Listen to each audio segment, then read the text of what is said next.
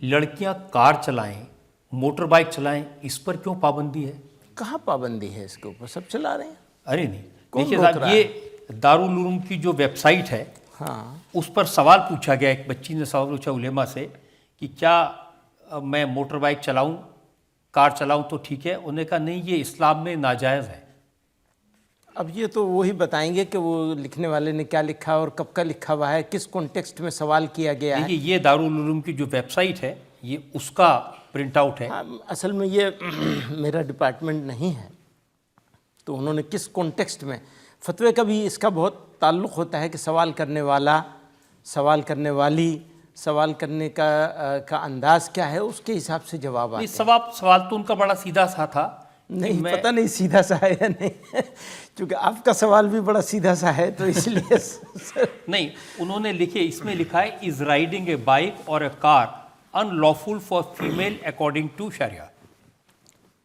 मैं इसको नहीं कह सकता, और मुझे लगता है कि इसको अगर ठीक से सवाल किया जाएगा तो इसका जवाब डिफरेंटली आएगा। जी, अब इसको ठीक से कैसे पूछेंगे, बता दीजिए।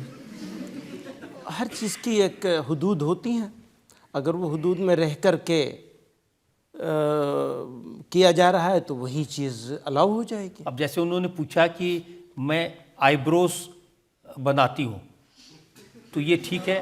कहा नहीं साहब, इस्लाम में हराम है। अब पता नहीं आपने इतना पुराना कहाँ से क्या क्या चीज़ निकाली है। ये तो अभी ताज़ा वेबसाइट से मैंने निकाला है। हाँ। जो हमारे यंग लड़के लड़कियां हैं वो ये सब सवाल पूछते हैं। हाँ, पूछना भी चाहिए। में जो नए इश्यूज खड़े हो रहे हैं, लोगों को नई चीज़ें आ रही हैं ज़माने में यूज़ करने वाली, मेकअप के लिए हो।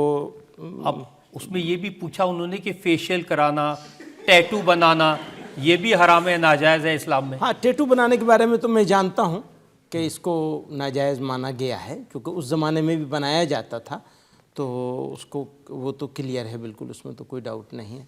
लेकिन बाकी उस सवाल करने वाले के सवाल पर होगा क्या क्या चीज़ हो सकती है, किस तरह हो सकती है। अब एक मौलाना ने तो जिस शादी में डीजे बज रहा था, हाँ, वो निकाह कराने से मना कर दिया। हाँ, बिल्कुल, हम तो ये फैसला कर रहे हैं, हम ये कह रहे हैं कि जिस शादी में डीजे होगा, जिस शादी में ज़रूरत से ज़्यादा खर्चा किया जाएगा, जिस शादी में ज़रूरत से ज़्यादा रोशनी करी जाएगी, जिस शादी में इन्वायरमेंट का ध्यान नहीं रखा जाएगा, जिस शादी में गरीब की गुर्बत का मजाक उड़ाया जाएगा, उस शादी को हम होने नहीं देंगे।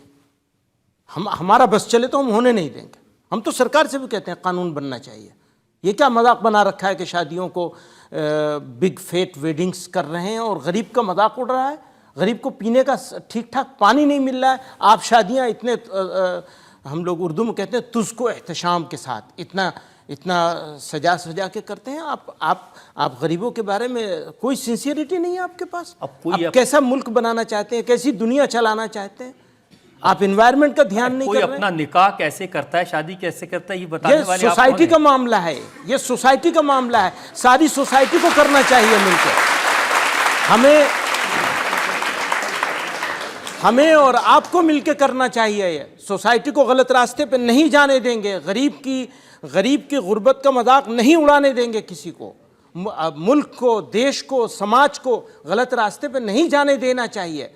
सब लोगों को ठीक से बैठ के इस पे चिंता करनी चाहिए। तो इसका मतलब है कि जो यूनिफॉर्म सिविल कोड है वो भी लग जाना चाहिए, ठीक है? इससे क्या मुराद है आपकी? क्योंकि उसमें यही तो है कि भाई शादियां सबकी एक तरीके से हो। एक तरीके से क्या मुराद है? यही तो प्रॉब्लम है। अगर सबके लिए एक तरीके से होने लगे तो इसका कोई एक वाइट पेपर आना चाहिए, डिस्कशन होना चाहिए। अच्छी बात है कि अच्छी चीज़ें लागू हों, लेकिन कोई इसके बारे में कोई यूनिफॉर्मिटी नहीं है। कहते हैं कि एक होना चाहिए। अब जब एक होने की बात करेंगे उसको कौन डिनाई करेगा? लेकिन वो जो ला रहे हैं वो एक तो नहीं ला रहे हैं। कैसे लाएंगे, किस फॉर्मेट में लाएंगे, इस पर डिस्कशन तो ज़रूर होना चाहिए। अब उसमें ये तो नहीं कहा गया कि जिसको निकाह करना है उसको फेरे लगाने पड़ेंगे। हाँ, तो ठीक है, उसमें क्या प्रॉब्लम है? अभी इंडिया में हो क्या रहा है? इंडिया में क्या दुनिया की प्रॉब्लम आ गई है? ये एक कॉमन फिनोमेना हो गया है कि आपकी हैसियत है 50,000 रुपये खर्च करने की, आप दिखावे के चक्कर में